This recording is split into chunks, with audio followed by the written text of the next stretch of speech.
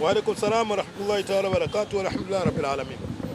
Namshukuru Mwenyezi Mungu nimeamka salama na afya njema. Yes. Tuanzie hapa Shemikoi.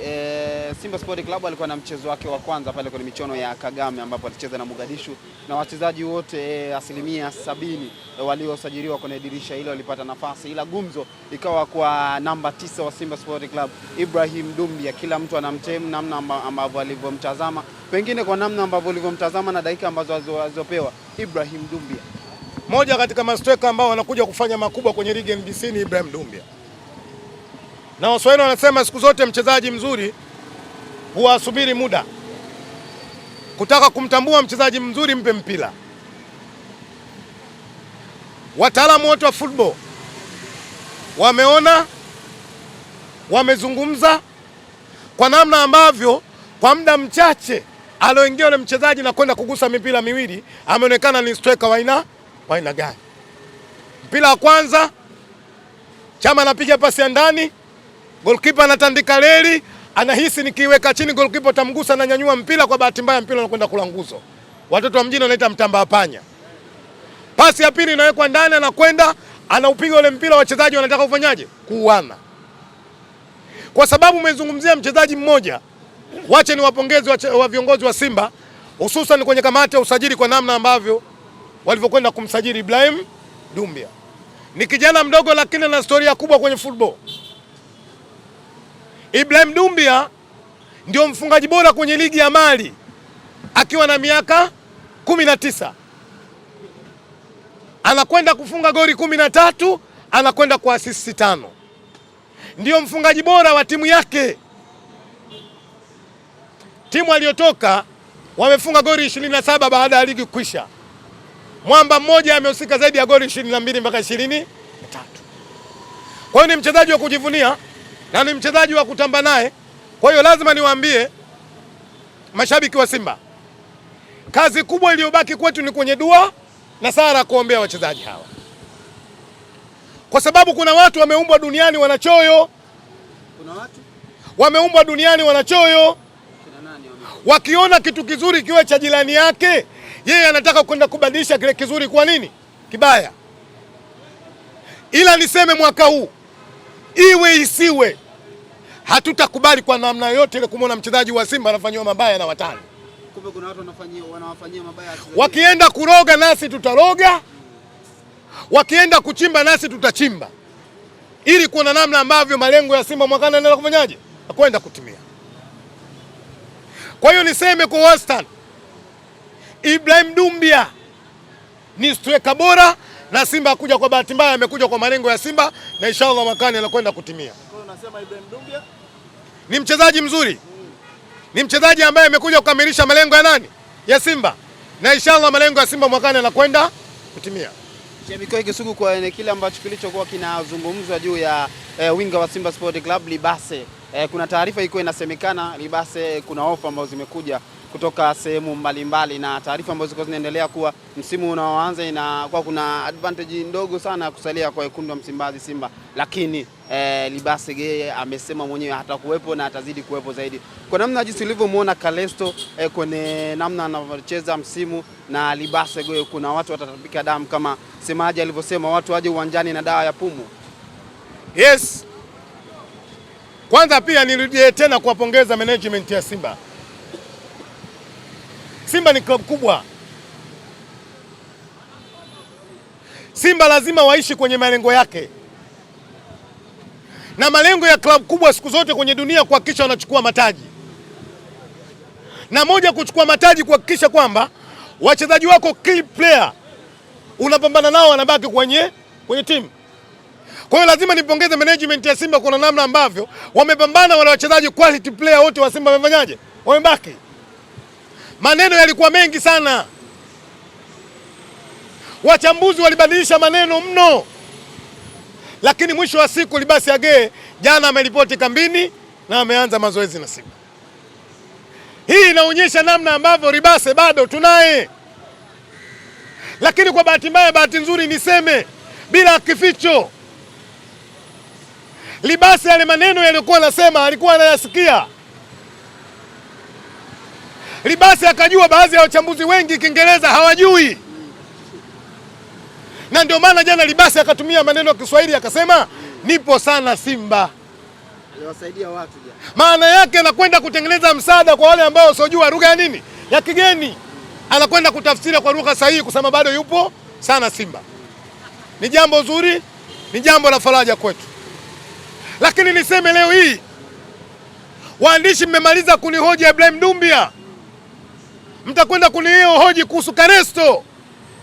Kila mchezaji mtakwenda kunihoji, lakini ukweli ndio hivi, Simba umesajili wachezaji quality player. Ulimuona Rudini kwenye mechi ya Simba aliocheza na Mogadishu. Goalkeeper wa kwanza alicheza mdogo wangu Aberi. Namba 2 alicheza Duchu.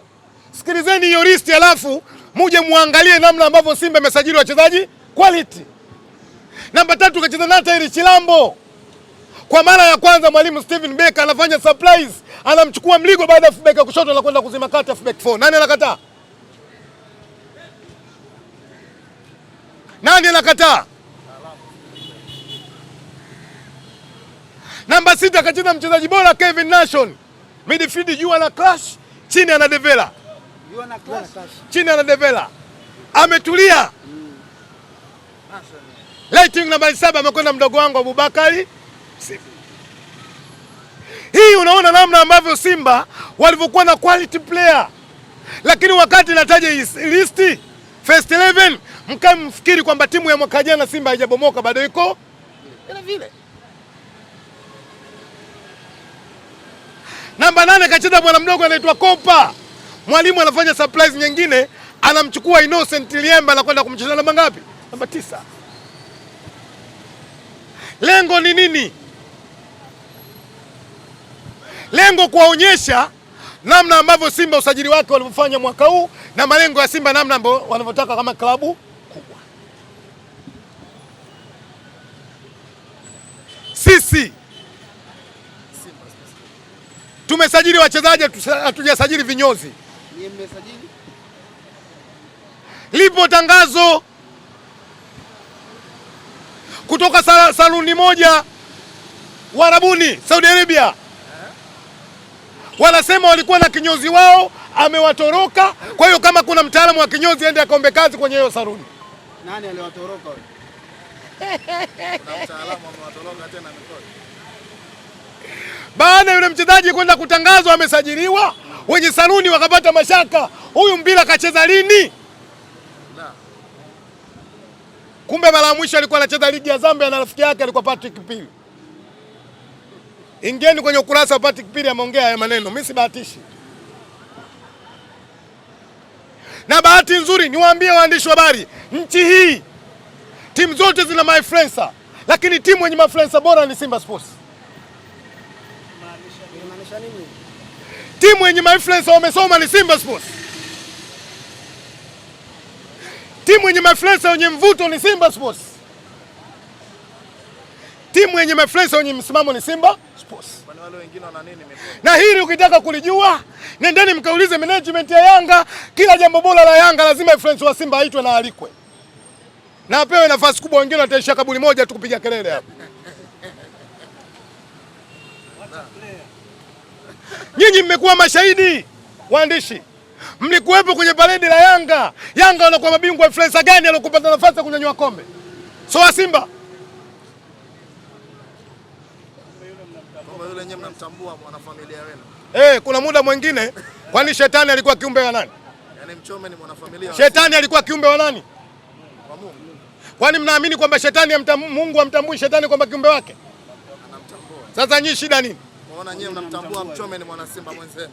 Nasema kwani Mungu amtambui kwamba shetani kiumbe wake japokuwa na jeuri? Thibitisha hili. Nimesema hivi. Kwani Mungu amtambui shetani kwa kiumbe wake? Anamtambua Mikoi. Lakini bado anakuwa nani? Shetani. Na nyewe mnamtambua Mchome ni mwana Simba mwenzenu. Kwa hiyo ninachosema juzi, haya maneno yangu ili yaonekane kwa kweli, ili nimwambie mdogo wangu Kizinga aendelee kushona viatu, achane na ya mambo, anapoteza muda, hana thamani ndani ya timu yake. Kizinga aendelee kushona viatu, Anasoro naye aendelee kupiga kelele makaburi moja hapa, Odianga aendelee kupika pilau. leo Kevo arudi shule akaongezea degree yake, maisha yaende. Juzi moja katika siku ya muhimu juzi wameambia watu wasilale, watu wamekesha, sio mimi. Nani? Wakati wanakwenda kuwatambulisha wachezaji wao kwa maelezo yao. Surprise ilikuwa nini kati ya mchezaji na mshabiki wa Simba? What a player. Rais wa Dar es Salaam Young Africans, rafiki yangu, ndio mgombea pekee ya wenyekiti ndani ya Yanga, ndivyo sivyo? Engineer Harris Saidi anampa Michael Kamwe ya Azam TV, anamwambia hii surprise imalizie wewe. Ndio nimemnukuu hivyo. Hatujapinga kwenye hilo. Waandishi wa habari, mnapoona my friends wa Simba, wakimbilieni na wapeni mic kwa sababu ni watu muhimu na wanajua nini wanafanya. Wewe Makonde, unanisikia? Kwa bahati mbaya na bahati nzuri tunawapongeza, umuhimu wetu wanajua, na ndio maana wanatuita kwenye sherehe zao kwenda kuwatangaza watu ambao sisi wanaotudhamini Simba Sports. What a player. Lakini Mikoi ni kama ni rahisi nyinyi kurubuniwa sana na Wanayanga. Hivi katika siku ile kama unasimama na wasomi kati ya wale na hawa, kati ya mdhamini wao na mdhamini wetu, mdhamini gani alokwenda viral? Betway. Kijana ameitwa. Na yule kijana ana akili, Mungu ampe maarifa marefu. Alipopewa maiki ya Azam akasema nikiona keka katikati hapa, nembo itakuwa ionekane, akatanua kifua hivi. Leta ionekane vizuri. Hii inaonyesha namna ambavyo my friends wa Simba wana mvuto mkubwa kwenye jamii. Kisugu tutegemee na wewe siku moja. Utaitwa na wananchi. Ukiwa umeitwa na wananchi pale unadunda dunda kutokana na akili mlizonazo nyinyi mashabiki wa Simba na mvuto. Mimi na dau kubwa shehe. Watakuwekea. Hawawezi. Kama unashindwa dau la 5 billion point 5 kwa yule mchezaji mnamwita nani? Bizimana nani mnamwita huyo? Mugisha. Kama unashindwa unaweza kwa Kisugu? Yaani unamwambia Engineer Harris kama unashindwa kumchukua yule mzee nani yule South Africa? Shalulile, unaweza kumchukua Kisugu? Yaani Engineer Harris hawezi kukuchukua wewe. Me expensive bro. Wamesema wewe swaiba yako. Yaani yule swaiba hawezi kukuli. Kwa hiyo niambie sana viongozi wa Simba. Wapongeze. Wamefanya jambo zuri, wamefanya jambo jema. Kazi kubwa iliyobakia kwetu sisi mashabiki kuwapa support. Lakini wapongeze sana mashabiki wa Simba. Clean line kutoka katika moyo wangu. Leo hii kama unamwita shabiki wa Simba, unakwenda live kwenye peji yako ina watu zaidi ya 30,000. Yule shabiki wa Simba na Betway. Shabiki wa Simba na Mokora. Shabiki wa Simba na Jerut. Guys,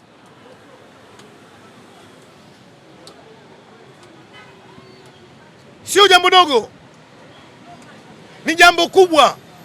Mimi naamini kama Jerut amefanya jambo kwa kijana, basi Betway una haki ya kufanya jambo kwa kijana. Wewe Makonde mbao umevaa dude la Yanga alafu unakuja kunioji. Si hapo mkononi Yanga hilo. Leo ndio toka mara mwisho kunioji. Kama sio Yanga hebu pelekeni nye kamera, sio Yanga hilo. Mimi balozi tu. Balozi wa Yanga? Sio Yanga. Ila pesa sio Yanga.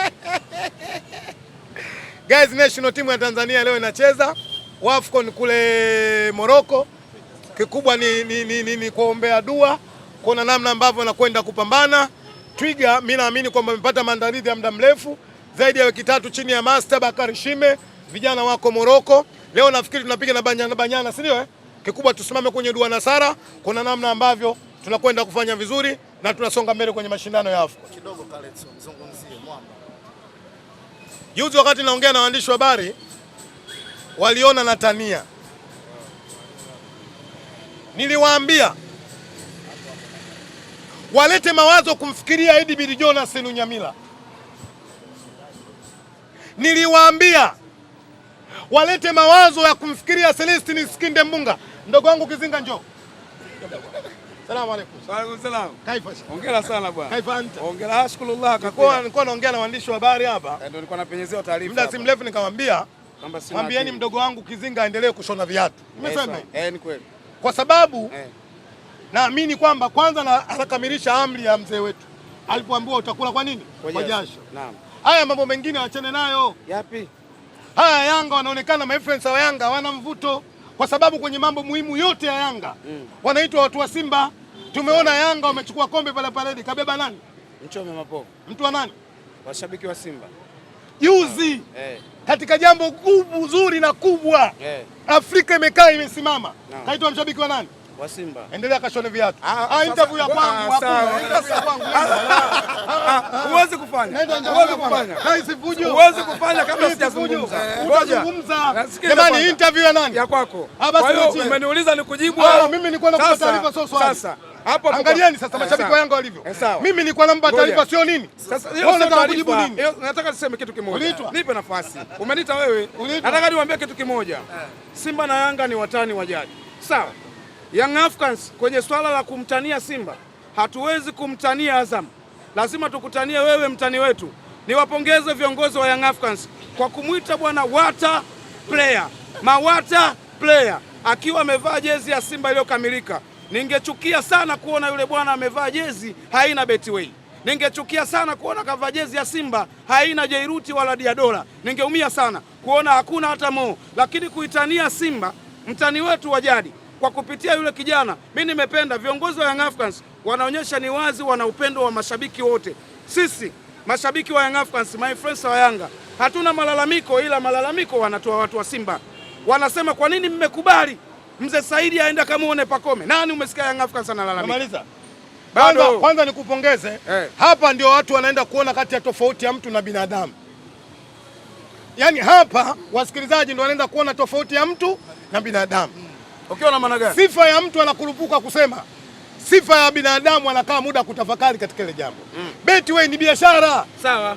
Dunia kwanza. Unaona vizuri. Betway ni nini? Biashara. Ni biashara. Maana yake kama uko live watu 30,000 wanaangalia. Maana yake biashara ya Betway unakwenda unaibrandi. Hawaijui Betway. Tulia basi kwanza, tulia Kizinga. Hao Watanzania hawaijui Betway. Kizinga tulia. Natulia. Ngoja Kizinga tulia. Natulia. Yawezekana Watanzania wanaijua lakini somo la biashara linatuambiaje namna ambavyo kumbrandi mtu. Kuna biashara ilitangazwa pale. Tulia basi kwanza. Ule utambulisho kaka. Tulia basi Sheikh. Mmeumia sana kumwona Sheikh Ibrahim. Anaitwa Wata Sheikh. Sheikh Ibrahim na nimemwambia akifunga goli Sheikh Ibrahim nenda kwa Kisugu pale jukwani. Shika ndevu. Kwanza mimi namshukuru huyu kwa shika ndevu kwa sababu ndo kazi yake kinyozi. Ashike nini bila kushika ndevu? Wata Sheikh Ibrahim. Naam. Moja mimi nimewapongeza hapa. Mpongeze Harris, anawapenda mashabiki wa Simba. Na moja katika kuwapongeza anaendelea kusema kwa sababu engineer alichokifanya kafanya jambo jema. Sasa hivi ndugu yangu Mwamnyeto atazidi kupendeza kwa sababu kinyozi wa kumnyoa yuko karibu. Kinyozi nani? Tulia basi kwanza. Mbona kuna haraka? Sheikh, yule sio Osman Wabuza. Kangamua. Yule Kizinga ngoja. Sio Osman Wabuza. Ngoja. Umeona? Osman Wabuza. Tulia Sheikh. Natulia. Yule sio Osman Wabuza. Leo hii ndugu yangu Jobu ataenda kupendeza kwa sababu haagizi tena kinyozi Kinondoni kwa sababu kinyozi atakuwa naye.